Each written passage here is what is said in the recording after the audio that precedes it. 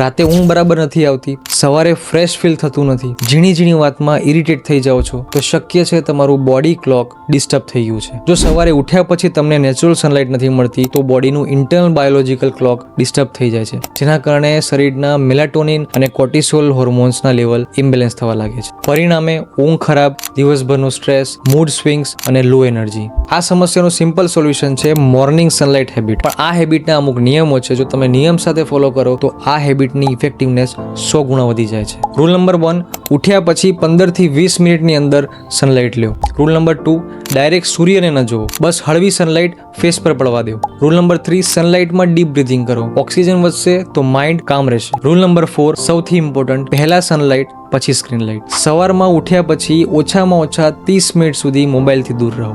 આ બધા નિયમ સાંભળીને તમને એમ થતું હશે આ બધી ક્યાં માથાકૂટ કરવી, રહેવા દો ને સાહેબ. પણ આ સિમ્પલ હેબિટ જો તમે ઉતારો છો જીવનમાં તો તમને ઘણા બધા ફાયદાઓ થઈ શકે છે. આ હેબિટથી ઊંઘ સુધરશે, સ્ટ્રેસ ઓછો લાગશે, મૂડ સ્ટેબલ રહેશે અને સવારે ફ્રેશ લાગશે. એટલા જ માટે આ હેબિટ 7 દિવસ સુધી ફોલો કરો અને ડિફરન્સ તમે જરૂર ફીલ કરશો. ને આવી હેલ્ધી ટિપ્સ મિસ કરવા ના માંગતા હોય તો પેજને ફોલો કરવાનું ના ભૂલતા.